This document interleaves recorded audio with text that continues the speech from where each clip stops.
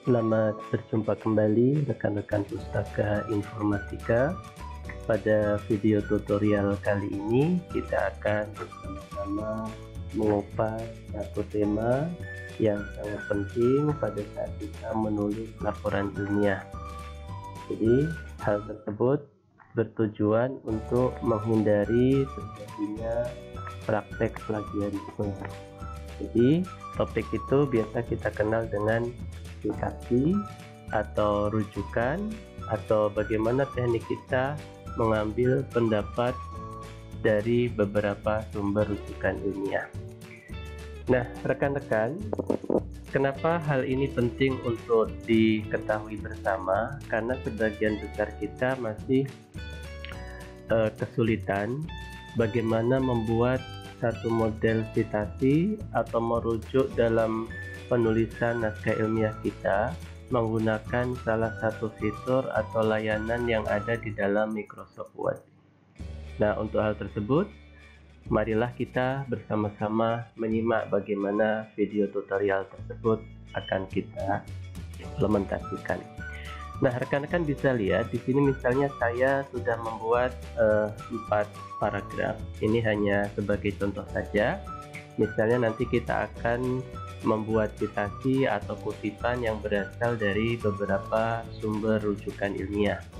Nah, di dalam Microsoft Word, di sini saya menggunakan Microsoft Word 2013. Nanti rekan-rekan bisa menyesuaikan saja dengan versi Microsoft Word yang digunakan, karena secara penempatan menu dan teknis atau tahapan pembuatannya itu tidak terlalu jauh berbeda. Nah, rekan-rekan bisa fokus nanti pada menu di reference. Di sini ada bagian panel yang berjudul Citation and Bibliography. Nah, di sini rekan-rekan bisa lihat ada 4 menu item yang disediakan dalam tab reference. Jadi ada Manage Source, ada Style, ada Insert Citation, dan ada Bibliography. Jadi secara umum nanti rekan-rekan punya 4 aktivitas yang terkait dengan bagaimana kita menyisipkan citasi atau referensi ilmiah di dalam tulisan yang akan kita buat. Nah, pertama rekan-rekan nanti bisa lihat di bagian ini ada Style. Style ini adalah berbagai macam jenis model citasi yang nanti bisa kita gunakan. Jadi kalau rekan-rekan di sini mungkin melihat banyak sekali jenis citasi, ini adalah jenis citasi yang umum digunakan di seluruh dunia. Nah, di sini kita nanti akan coba jenis citasi yang paling banyak digunakan oleh kita yang ada di Indonesia, yaitu APA. Nah, seperti ini rekan-rekan ya. Nah, yang perlu kita lakukan pertama kali adalah kita menghimpun berbagai macam sumber rujukan ilmiah, itu ada di bagian Manage Source. Nah, seperti ini rekan-rekan ya. Jadi, Source Manager ini adalah seperti semacam database di mana kita menyimpan informasi dari mana saja rujukan ilmiah kita itu kita ambil. Nah, kemudian rekan-rekan di sini bisa melihat di bagian New. Di sini ada jenis sumber ilmiah yang bisa kita tambahkan. Nah, banyak sekali rekan-rekan ya. Jadi ada buku, ada book chapter atau book section, jurnal artikel ya, proceeding ya, banyak sekali, ada website dan seterusnya. Nah, kita di tutorial kali ini akan menyisipkan beberapa sumber rujukan penting yang biasa kita gunakan di dalam menyusun ataupun menulis dokumen ilmiah supaya terhindar dari praktek plagiarisme. Rekan-rekan bisa melihat dokumen di sini. Misalnya kita akan membuat kutipan. Untuk paragraf pertama ini berasal dari jurnal yang rekan-rekan gunakan. Jadi misalnya di sini saya sudah menyiapkan satu buah jurnal yang terbit tahun 2019 di IEEE Networking Letter volume 1 number 2. Nah, rekan-rekan nanti bisa sisipkan ini pertama di dalam Manage Search. Jadi rekan-rekan bisa klik Manage Search, kemudian klik tombol New. Di sini rekan-rekan bisa pilih jurnal artikel. Di bagian Edit, kita bisa menambahkan penulisnya siapa. Nah, seperti ini rekan-rekan ya. Jadi ada last, ada first, ada middle. Nah, kita bisa coba di sini kita punya penulis. Nah, seperti ini rekan-rekan ya. Nah, kita nanti tinggal copy saja. Kita letakkan nama depannya di sini, nama belakangnya di sini. Seperti ini rekan-rekan ya. Nah, jadi sesuaikan saja. Kebetulan di sini namanya terdiri dari 2 suku kata. Kemudian rekan-rekan klik tombol Add. Kemudian rekan-rekan bisa copy kembali. Nah, seperti ini ya. Kemudian rekan-rekan masukkan di sini. Nah, ini ya. Ini nama pertamanya diletakkan di sini. Kemudian rekan-rekan klik tombol Add lagi. Nah, setelah itu judul dari artikelnya. Nah, rekan-rekan bisa copy saja. Metadata reduction for soft delivery. Rekan-rekan bisa masukkan di sini titelnya. Kemudian jurnal name-nya rekan-rekan bisa tambahkan, di copy saja seperti ini. Nah, seperti ini rekan-rekan. Kemudian tahun terbitnya kapan? 2019, volume 1 number 2. 2019 ya. Kemudian halamannya kita bisa lihat dari halaman 84, kemudian berakhir di halaman 84 sampai 88. Nah, ini adalah umum metadata atau informasi apa saja yang harus rekan-rekan tambahkan jika rekan-rekan menggunakan artikel dari jurnal yang nanti disisipkan ke dalam bibliografi. Rekan-rekan bisa cek di sini untuk menampilkan show all bibliographic field. Sebenarnya informasi yang perlu dimasukkan banyak sekali, tetapi di dalam Microsoft Word itu rekan-rekan diwajibkan mengisi yang bertanda merah. Jadi yang bertanda merah itu adalah informasi minimal yang harus ada, yang harus rekan-rekan masukkan ya, seperti itu ya. Nah, rekan-rekan bisa lihat di sini kalau tadi ada volume 1, kemudian number 2, rekan-rekan isi saja ya. Jadi kan ada volume 1 ya, number 2. Jadi dalam penulisannya seperti itu, informasi penting yang harus rekan-rekan berikan. Kalaupun ada DOI dan seterusnya silahkan, karena ini tujuannya adalah untuk dokumentasi. Semakin rekan-rekan memberikan informasi yang lengkap, maka dokumentasinya juga akan semakin bagus. Tetapi yang perlu digarisbawahi adalah informasi yang harus rekan-rekan sekalian masukkan adalah yang diberikan warna bintang merah ini. Seperti itu rekan-rekan ya. Kemudian kita oke. Nah, ini adalah teknik yang akan kita gunakan nanti. Nah, rekan-rekan bisa lihat di sini ada bibliografi entry-nya adalah Zhang T mau S ya.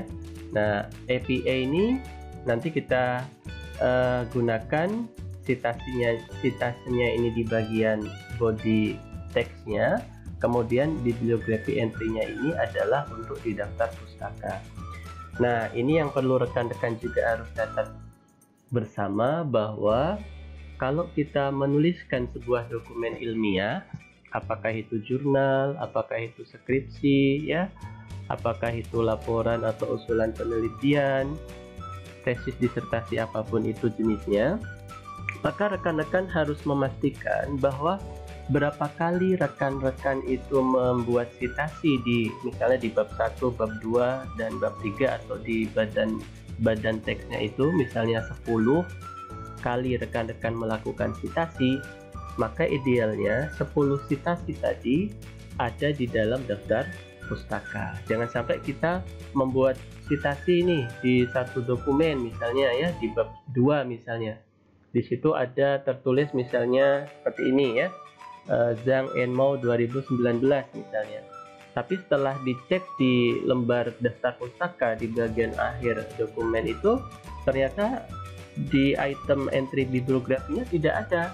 Nah, itu tidak diperbolehkan dalam menulis laporan ilmiah. Atau sebaliknya, di dalam bibliografi entry-nya ini daftar pustakanya ada 50 item, tetapi di badan teksnya, misalnya di paragraf, apakah itu jurnal ataukah itu di beberapa bab di tulisan ilmiah, ternyata hanya 10 kali kita merujuk. Nah, itu tidak relevan. Jadi sekali lagi, tujuan dari kita menggunakan bibliografi entry dan citation ini akan terbantu kalau kita menggunakan salah satu fitur reference yang ada di dalam Microsoft Word. Jadi ini mekanisme kontrolnya rekan-rekan bisa gunakan ya. Kemudian kita close saja. Itu tadi sebagai catatan saja. Nah, setelah itu rekan-rekan bisa cek di bagian paragraf yang akan rekan-rekan memasukkan citasinya. Misalnya seperti ini, karena tadi kita sudah membuat satu jenis sumber rujukan adalah artikel, maka rekan-rekan bisa klik di sini saja ya, Zhang, Tikau dan seterusnya. Nah, maka di sini akan terbentuk dengan sendirinya dengan model API. Nah, kemudian rekan-rekan bisa masukkan di bagian belakang ini, misalnya nanti kita letakkan di halaman berbeda. Karena ini hanya sebagai contoh saja teknisnya bagaimana. Kemudian setelah citasinya rekan-rekan masukkan, maka di sini kita bisa membuat seperti ini rekan-rekan ya. Diklik saja. Ini adalah template yang sudah ada. Nah, maka karena kita tadi punya satu citasi, kemudian ada satu item bibliografi, maka yang muncul baru satu. Tergantung seberapa banyak source yang sudah kita manage di atas. Nah, seperti itu rekan-rekan ya. Nah, kemudian misalnya bagaimana kalau kita mau mengambil informasi dari buku. Nah, seperti itu juga boleh. Misalnya di sini saya punya satu buku. Misalnya saya manage source saja, maka rekan-rekan bisa tambahkan di sini. Teknik pengisian datanya juga tidak jauh berbeda. Rekan-rekan klik saja tombol new. Kemudian di sini ada bagian buku. Nah, misalnya di sini saya punya penulis dari buku Pak Abdurrahman Fatoni. Jadi di sini ada Fatoni, first name-nya adalah Abdurrahman. Nah, seperti ini rekan-rekan, klik saja tombol S. Nah, kemudian judul bukunya adalah Metodologi Penelitian dan Teknik Penyusunan Skripsi. Seperti ini rekan-rekan ya. Nah, seperti ini. Tahun terbitnya misalnya 2005. Kemudian kota terbitnya, nanti rekan-rekan bisa cek kota terbitnya itu di mana ya. Misalnya nih bukunya adalah di Jakarta. Tentu kita lihat bukunya, penerbitnya adalah Rineka Cipta misalnya ya. Nah, untuk yang lainnya silahkan klik show all bibliografi kalau rekan-rekan akan menambahkan informasi yang lain, tapi minimal kita sudah mengisikan informasi yang bertanda merah tadi ya. Nah, seperti ini. Nah, oke saja. Nah, setelah itu rekan-rekan bisa close. Kemudian misalnya akan saya sisipkan di bagian sini ya. Nah, seperti ini. Rekan-rekan bisa klik insert citation. Ada Fatoni di sini. Nah, ini ya, Fatoni 2005. Caranya bagaimana? Rekan-rekan bisa klik jasa di sini karena proses insert bibliografi bisa dilakukan sekali, dan kalau sudah rekan-rekan diupdate saja, update citation and bibliography. Seperti ini rekan-rekan ya. Nah, seperti itu. Nah, misalnya bagaimana kalau kita akan mengambil referensi yang banyak, misalnya karena kita ambil dari beberapa sumber primer, misalnya jurnal, buku kok tidak ada, atau misalnya kita akan menampilkan isu-isu terkini, karena biasanya isu-isu terkini ini muncul dari media massa. Nah, kita coba dari salah satu informasinya berasal dari internet, misalnya seperti ini. Saya punya satu artikel, nah yang terbit pada Januari 2020. Nah, rekan-rekan bisa ambil informasinya dari sini ya. Nah, dengan catatan kalau misalnya kita mengambil informasi dari internet, pastikan bahwa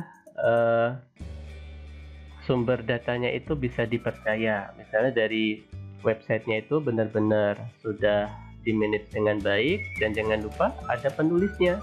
Jangan sampai ada artikel yang anonim, karena kalau anonim itu kita tidak bisa percaya. Dan bagaimana dengan pertanggungjawaban ilmiahnya? Kita tidak bisa seperti itu nanti.